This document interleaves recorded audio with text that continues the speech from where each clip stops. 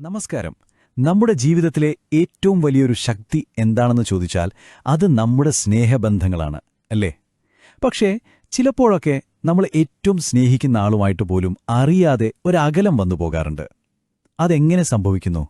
ആ അകലമില്ലാതാക്കി ബന്ധങ്ങളെ കൂടുതൽ ഊഷ്മളമാക്കാൻ നമുക്കെന്ത് ചെയ്യാൻ പറ്റും? നമുക്ക് അതിനെക്കുറിച്ച് സംസാരിക്കാം. ഒന്ന് ആലോചിച്ചു നോക്കൂ. നിങ്ങൾ ഒരുമിച്ചാണ്, ചിലപ്പോൾ ഒരേ റൂമിൽ തന്നെയാണ് ഇരിക്കുന്നത്. എന്നിട്ടും മനസ്സുകൊണ്ട് നിങ്ങൾ തമ്മിൽ ഒരുപാട് ദൂരെയാണെന്ന് എപ്പോഴെങ്കിലും തോന്നിയിട്ടുണ്ടോ? അങ്ങനെ തോന്നുന്നുണ്ടെങ്കിൽ നിങ്ങൾ ഒറ്റയ്ക്കല്ല. ഇത് ഒരുപാട് പേർ അനുഭവിക്കുന്നൊരു കാര്യമാണ്. അപ്പോൾ നമുക്കിതിന്റെ കാരണങ്ങളിലേക്കൊന്ന് നോക്കാം. എന്തുകൊണ്ടാണ് ഈ അകലമുണ്ടാകുന്നത്?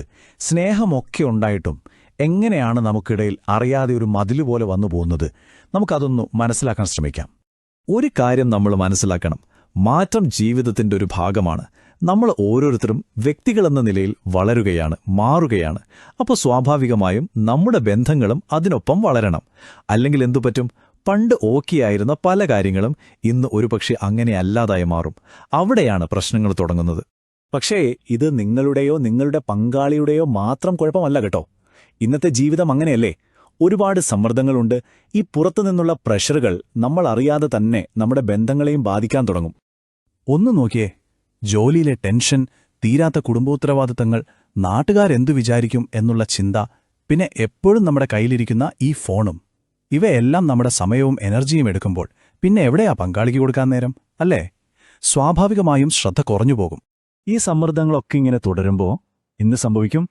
പതുക്കെ പതുക്കെ അത് പുറമേയുള്ള കാര്യങ്ങളിൽ നിന്ന് നമ്മുടെ ഉള്ളിലേക്ക് വരും. നമ്മുടെ വികാരങ്ങളെ ബാധിക്കാൻ തുടങ്ങും. പിന്നെ പതിയെ നമ്മുടെ ബന്ധത്തിന്റെ ആ ഒരു സ്വഭാവം തന്നെ അങ്ങ് മാറിപ്പോകും. ഒരുപക്ഷേ ഈ പറയുന്ന കാര്യങ്ങൾ നിങ്ങൾക്ക് റിലേറ്റ് ചെയ്യാൻ പറ്റുമായിരിക്കും. എന്തോ ഒരു വൈകാരികമായ അകലം, ചെറിയ കാര്യത്തിനു പോലും വലിയ വഴക്കുകൾ, ഒരുമിച്ചിരിക്കുമ്പോഴും വല്ലാത്തൊരു ഏകാന്തത, ഒന്നും തുറന്നു സംസാരിക്കാൻ പറ്റാത്തൊരവസ്ഥ, സ്നേഹം പ്രകടിപ്പിക്കാൻ ഒരു മടി. ഇതൊക്കെ നിങ്ങളുടെ ബന്ധത്തിൽ ഒരു സഹായം വേണമെന്നതിന്റെ സൂചനകളാണ്. പക്ഷേ പേടിക്കേണ്ട, ഇവിടെ എല്ലാം അവസാനിച്ചു എന്നല്ല ഇതിനർത്ഥം. ഈ ഒരു അവസ്ഥയിൽ നിന്ന് മുന്നോട്ടു പോകാൻ തീർച്ചയായും ഒരു വഴിയുണ്ട്. അതിനാദ്യം വേണ്ടത് ഈ പ്രശ്നങ്ങളെക്കുറിച്ച് തുറന്ന് സംസാരിക്കാനും പരസ്പരം കേൾക്കാനും പറ്റിയൊരു സ്പേസ് കണ്ടെത്തുക എന്നതാണ്.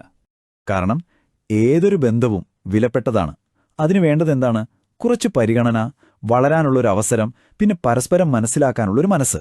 ഇത് മൂന്നുമുണ്ടെങ്കിൽ ഏതു വലിയ അകലത്തെയും നമുക്ക് ഇല്ലാതാക്കാൻ പറ്റും. അപ്പോൾ ചോദ്യം ഇതാണ്: എങ്ങനെയാണ് നമ്മൾ പരസ്പരം മനസ്സിലാക്കാനുള്ള ആ വഴി കണ്ടെത്തുന്നത്? ആ പഴയ അടുപ്പം എങ്ങനെ തിരിച്ചുപിടിക്കും? എപ്പോഴും വഴക്കിടുന്നതിന് പകരം എങ്ങനെ സമാധാനപരമായി സംസാരിക്കും? അതിനൊരു വഴിയുണ്ട്. അതിനെയാണ് നമ്മൾ കപ്പിൾസ് കൺസൾട്ടിംഗ് എന്ന് പറയുന്നത്. ഇതൊരിക്കലും അങ്ങോട്ടും ഇങ്ങോട്ടും കുറ്റം പറയാനോ ആരാണ് ശരി ആരാണ് തെറ്റ് എന്ന് കണ്ടെത്താനോ ഉള്ള ഒരിടമല്ല. മറിച്ച് രണ്ടു പേർക്കും ഒരുപോലെ സുരക്ഷിതമായി തുറന്ന് സംസാരിക്കാൻ, പരസ്പരം ശരിക്കും കേൾക്കാൻ, അങ്ങനെ ഒരുമിച്ചൊരു പുതിയ തുടക്കം കുറിക്കാൻ സഹായിക്കുന്ന ഒരു സ്പേസാണ്. ശരി, അപ്പോൾ ഇത് നിങ്ങളെ എങ്ങനെയാണ് ഹെൽപ്പ് ചെയ്യുന്നതെന്ന് നോക്കാം. ഇത് വെറുതെ വന്നിരുന്ന് സംസാരിച്ചു പോകുന്നൊരു പരിപാടിയല്ല, മറിച്ച് നിങ്ങളുടെ ബന്ധത്തിൽ യഥാർത്ഥത്തിൽ മാറ്റങ്ങൾ കൊണ്ടുവരാൻ സഹായിക്കുന്ന ഒരു യാത്രയായിട്ട് ഇതിനെ കാണാം. ഈ യാത്രയ്ക്ക് കൃത്യമായ ചില സ്റ്റെപ്പുകളുണ്ട്. ഒന്നാമതായി, എന്തുകൊണ്ടാണ് ചില പ്രശ്നങ്ങൾ വീണ്ടും വീണ്ടും വരുന്നതെന്ന് നമ്മൾ കണ്ടെത്തും. അതിന്റെ റൂട്ട് കോസ് എന്താണെന്ന് മനസ്സിലാക്കും. അടുത്തതായി, എങ്ങനെയാണ് ശരിക്കും കണക്ട് ചെയ്യുന്ന രീതിയിൽ സംസാരിക്കേണ്ടതെന്ന് നമ്മൾ പഠിക്കും. അതിലൂടെ നഷ്ടപ്പെട്ടുപോയ വിശ്വാസവും അടുപ്പവും പതുക്കെ പതുക്കെ തിരികെ കൊണ്ടുവരാൻ ശ്രമിക്കും. അവസാനം ഒരു ടീമായിട്ട് നിങ്ങളുടെ ഭാവിക്ക് വേണ്ടി ഒരുമിച്ച് പുതിയ ലക്ഷ്യങ്ങൾ സെറ്റ് ചെയ്യും. അപ്പോൾ നിങ്ങൾക്കിതിൽ നിന്ന് കിട്ടുന്നത് വെറും ഉപദേശങ്ങളല്ല, പകരം പ്രാക്ടിക്കലായി ഉപയോഗിക്കാൻ പറ്റുന്ന കുറേ ടൂൾസാണ്. വഴക്കുകൾ എങ്ങനെ ആരോഗ്യപരമായി കൈകാര്യം ചെയ്യാം, നിങ്ങളുടെ പങ്കാളിയുടെ ഭാഗത്തുനിന്നും എങ്ങനെ ചിന്തിക്കാം, പരസ്പരം എങ്ങനെ ബഹുമാനിക്കാം, അഭിനന്ദിക്കാം, കുട്ടികളുടെ കാര്യത്തിൽ എങ്ങനെ ഒരുമിച്ച് തീരുമാനമെടുക്കാം, പിന്നെ ജോലിയും പേഴ്സണൽ ലൈഫും ഫാമിലിയും എങ്ങനെ ബാലൻസ് ചെയ്യാം, ഇതിനെല്ലാമുള്ള വഴികൾ നിങ്ങൾക്ക് കിട്ടും.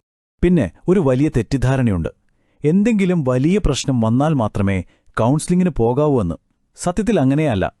ഒരു ബന്ധത്തിന്റെ ഏത് ഘട്ടത്തിലും ഇത് പ്രയോജനപ്പെടും.